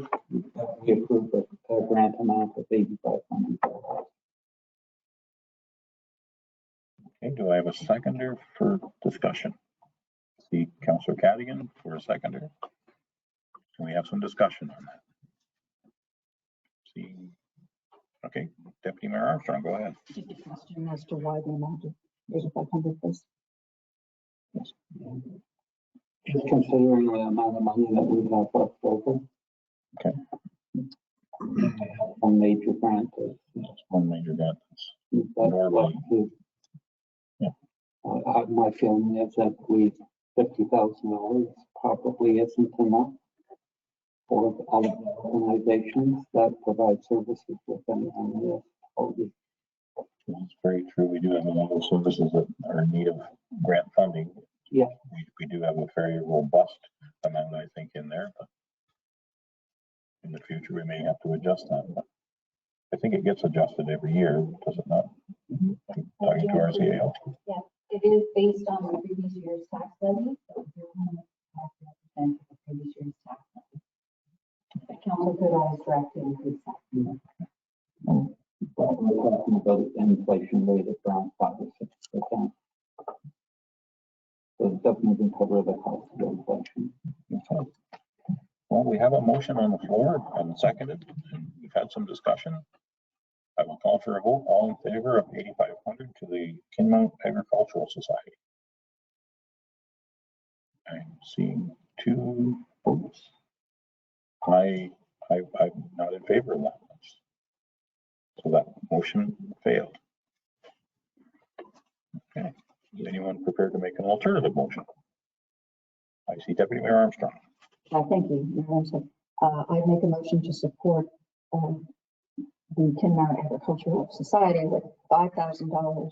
The rationale is that would leave us probably $15,000 to provide to BCC, and then have about $2,000 left as a kind of reserve for the balance of the year. So no other rationale than that. Just trying to apportion it based on the return on investment. Do we have a seconder for that motion? Seeing Councillor Cadigan for a seconder. Any other comments or comments? No, go ahead, Councillor Braver. Just a comment through you, Mayor, regarding the BCC and how much we have donated in the past. I think last year it was 29,000, and in light of them, I believe they've hired a new, I believe it's a youth coordinator, and I know they're embarking with their strategic plan that they're making attempts to add more services and activities and whatnot. So I think it's important to try not to, I know 15,000, that's far away. It's a lot less than 29,000. So those are my comments. Motion for 5,000 and a seconder. I will call. Oh, go ahead, Deputy Mayor. No, I'll wait until we get to the BCC. Okay. Request. sorry. All in favor of 5,000? That motion has carried. Okay. Now we can move to the Buckhorn Community Center. The grant application was for $40,000.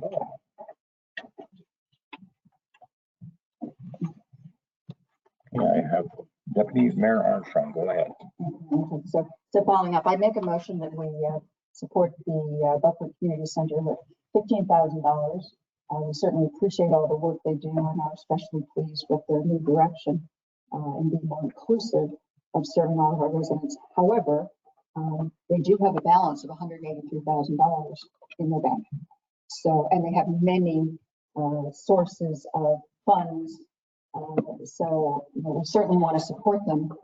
But, I think that's a reasonable amount, number one. Number two, that there's always that left. Other than an extra $2,000. Do we have a seconder for that motion? I'll second that. I see. Councillor Franzen, and go ahead with your comment. I feel $15,000 is inadequate for our community hub and for the work that the BCC does, but that is the rules of, we have $50,000 to spend, and we have a lot of places that we have to spend it, so I do support the motion. Okay. Any other comments? I will call for the vote. All in favor? Okay, that motion has carried.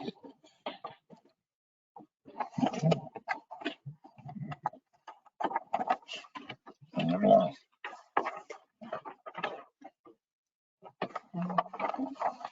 Oh, go ahead, Councillor Deputy Mayor Armstrong, go ahead. Thank you. Just before we leave this section, I'd like to propose a motion, and I think it reflects our collective comments throughout this.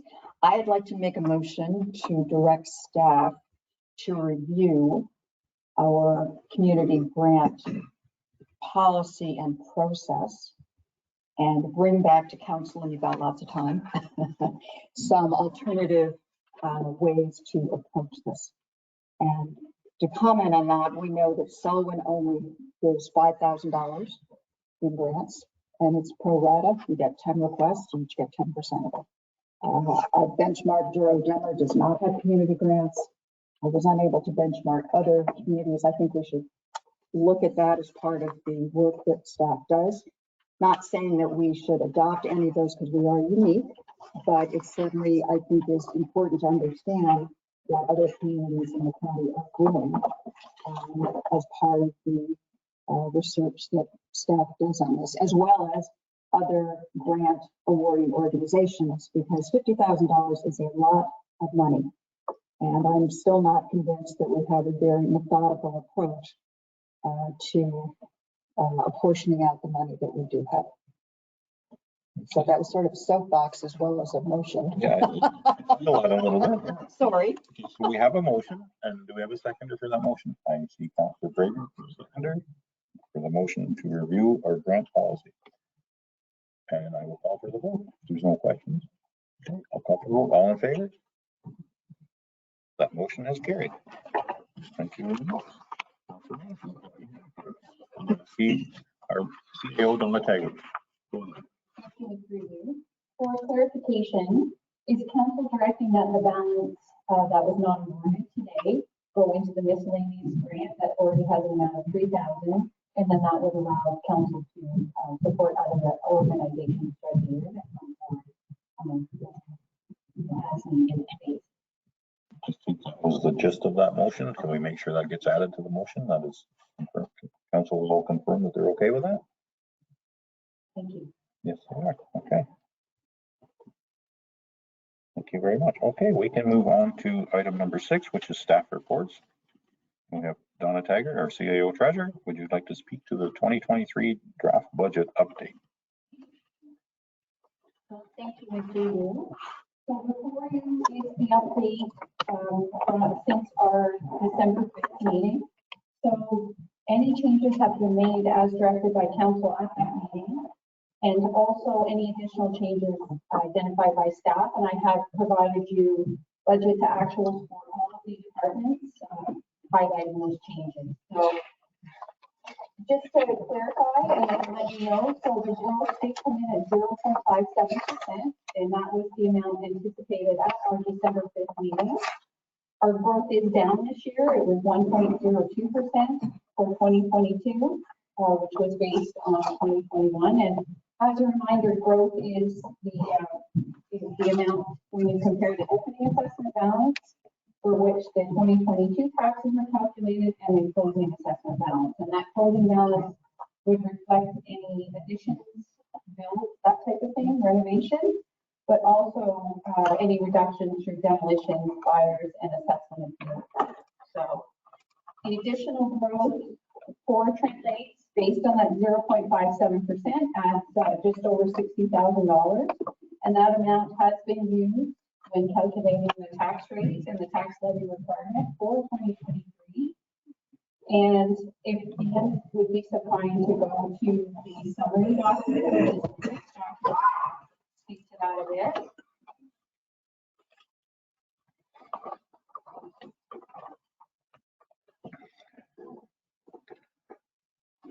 Sorry, Anne, can you open up the budget summary paper?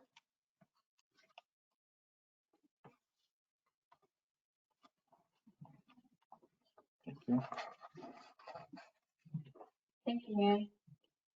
So as council will see, this document summarizes the tax levy increase for 2023 based on the changes made to date. And it would be an increase of $270,589.76, which is a levy increase of 2.67%. And that results in a tax rate increase with that growth of 2.06%. So I have provided you with the average increase for each of the main property types for Trent Lake. So the single family detached would see about a $29.72 increase based on that average assessment for that class. Single family detached on the water, $42.35, and seasonal dwelling on the water, $40.87. So on top of that, there have been, there's a report there included in my initial report, or an update on the dedicated mechanic facility. So that facility, we were able, based on council direction at the December 5th meeting, to request that the engineer provide cost savings, in particular with reducing the one double bay, the wash bay, one wash bay, and removing the crane. And that estimate has been provided for council. So you will see that the cost for that facility have been reduced substantially with those reductions. So the decision just needs to be made if council are directing to proceed with that build, and whether the cost of a new sand and cell phone be included, which is approximately $1 million. So depending on council direction, if the estimate is approved as the budgetary preliminary document shows from review, it would be between 6.394 and 10.657. And if the $1 million is removed for the sand dome structure, it would of course be 5.394 and 9.657. So we are looking for some direction from council today. Just to clarify, in the current draft budget, there is an amount of 6.5 million plus the additional million that we left in there in the public works budget, and then 300,000 in the recreation and facilities budget. That's included in the draft budget. Okay. Okay, thank you very much, Donna Taylor. We have some things to consider here. Comments from any members of council? Go ahead, Councillor Callaghan. Through your mayor, Lamb's Head, I think that it's important to replace the sand dome just from the standpoint that it needs replacing and it's just going to get more expensive in the future. So I speak in favor of keeping this in. Any other comments or anyone prepared to make a motion or? Okay, I see Councillor Graver, go ahead. Through you, Mayor, a question to our CAO, Ms. Taggart. What were the previous ranges? I know the current range is 6+ million to 10+ million. What were the previous ranges? Well, thank you, through you.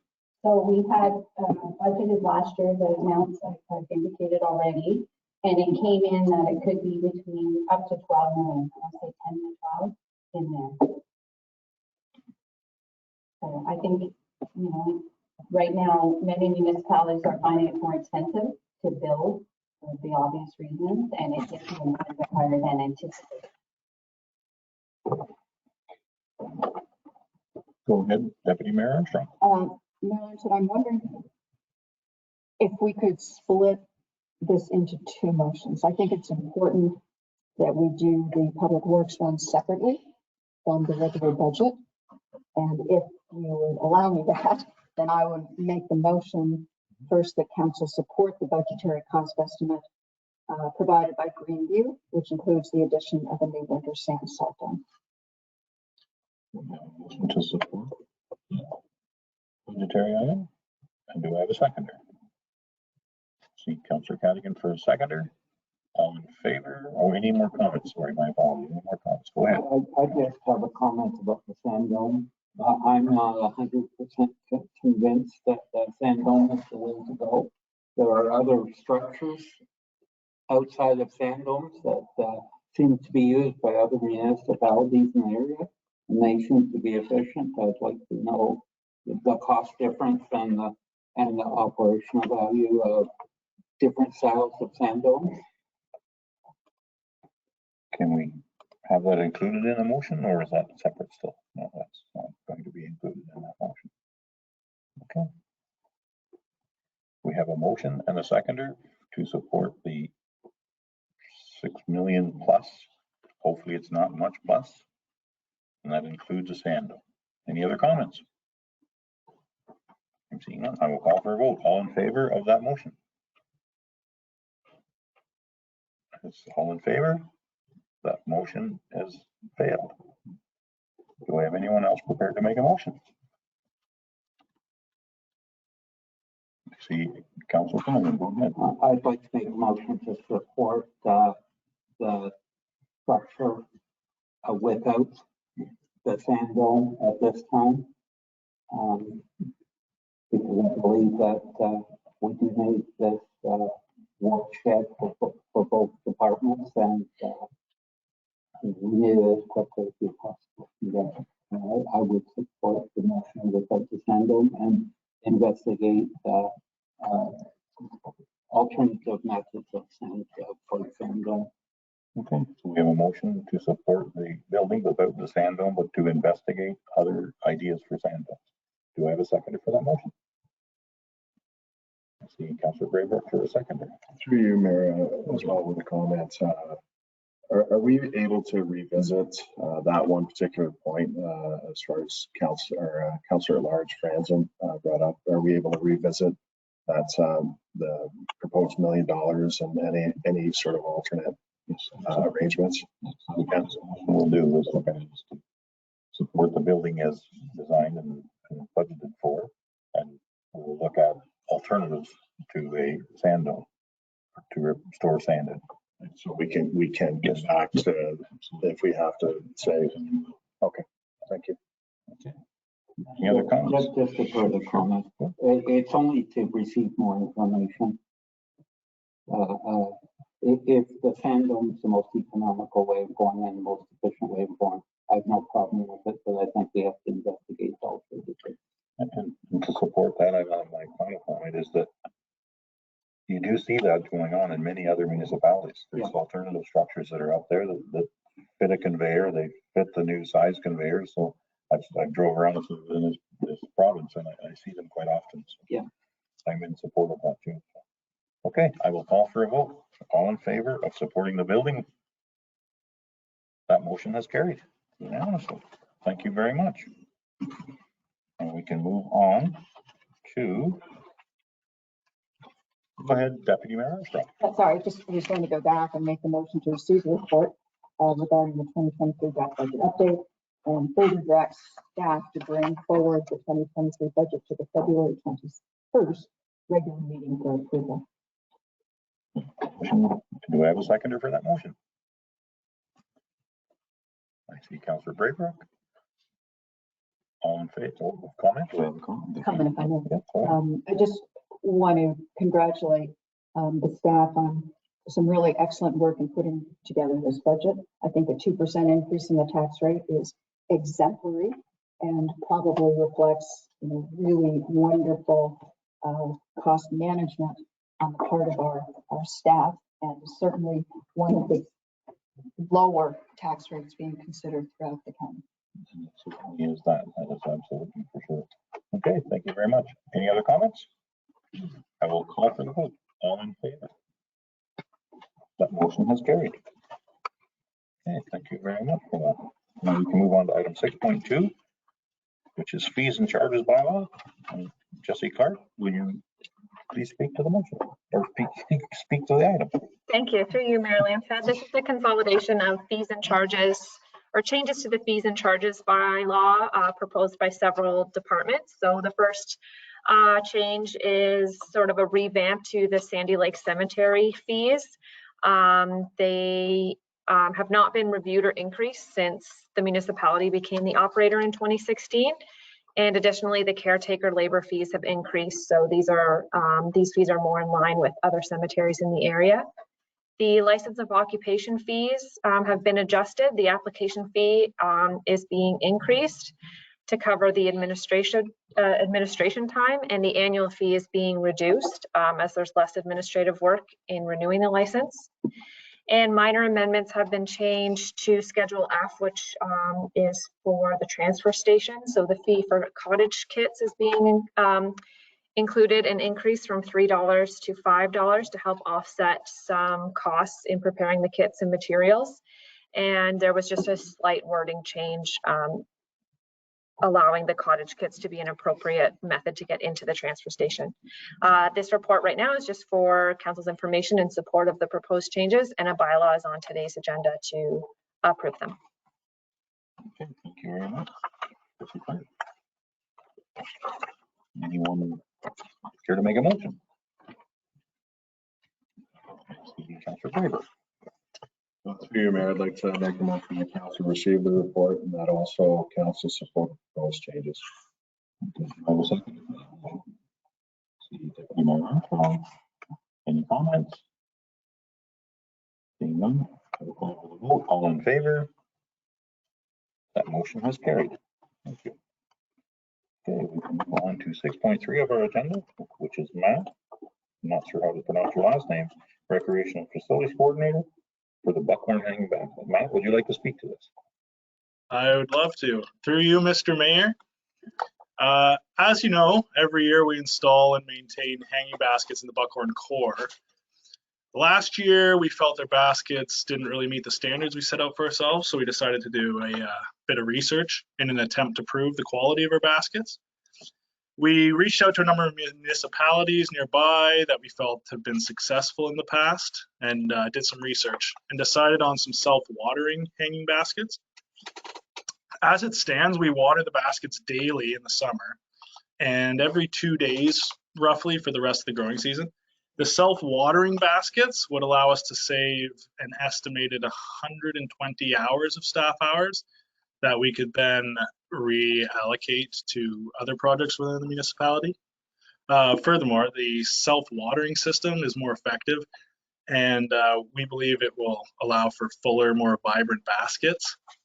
The initial cost of the baskets is $4,600.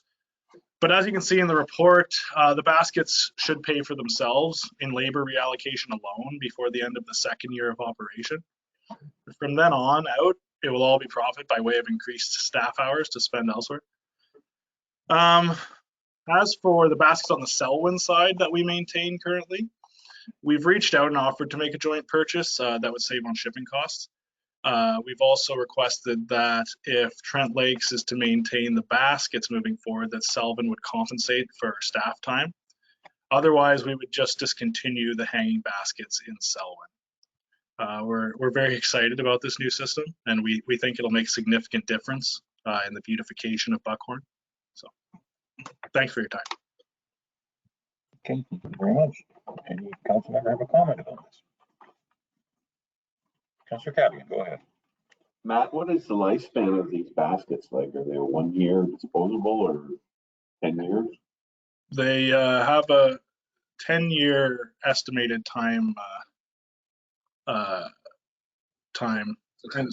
It's a 10-year warranty, I believe, on them. So we expect them to last at least 10 years. And like I say, they're reusable every year. We would just need to replace plant material. Thank you. Thank you very much. Any other comments? I see Councillor Franzen. Go ahead.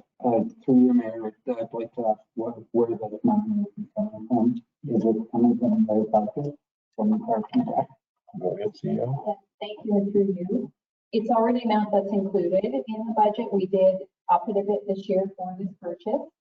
And it wasn't reported to council before. We have an allotment of up to $5,000 to adjust line items in the budget before we do that. But we wanted to make you aware that we do have the new pots coming, which should save staff time. But we also wanted to make you aware that we aren't going to look after the flowers or purchase them for the selling side anymore. We believe that's an appropriate change in our operation. Go ahead, Councillor. I'd like to make a motion to support this endeavor. Okay, I have a motion to support. I have a Councillor Flanagan for a seconder. Any other comments? Seeing none, I will call for the vote. All in favor? That motion has carried. Thank you very much. Thank you for your time. Okay, thank you. Now we can move on to item number 7, which is bylaws. And I think we have only the one bylaw on our agenda today, so I don't think we need our clerk to have a little preamble. So we can move right to the fees and charges bylaw, item 7.1. Prepared to make a motion? I'm seeing no hands. I don't see the hands on my screen, so I'm relying on it's just a little bit delayed. I see Deputy Mayor Armstrong. Go ahead. Thank you, yes, a motion to approve passage of bylaw 2023-007 regarding fees and charges. A seconder for that motion. Councillor Franzen for a seconder. Any comments? I'll call for the vote. All in favor? That motion has carried. Okay. We can move on to item 8, which is the adoption of the confirming bylaw. Would anyone be prepared to make that motion? I see Councillor Franzen. I'll make that motion. Okay, motion to adopt confirming bylaw. And I have a seconder. Councillor Cadigan for a seconder. Any comments? Call for the vote. All in favor? That motion has carried. We can move on to item number 9 of our agenda, which is adjourn. Would anyone like to make a motion to adjourn? I see Councillor Cadigan. I need a seconder. Councillor Franzen for a seconder. All in favor? We are adjourned. That motion has carried. Thank you very much, staff, for all of your help in all of this. And thank you very much, our CAO Treasurer, Donna Taggart, for the information that you've provided with us. Thank you.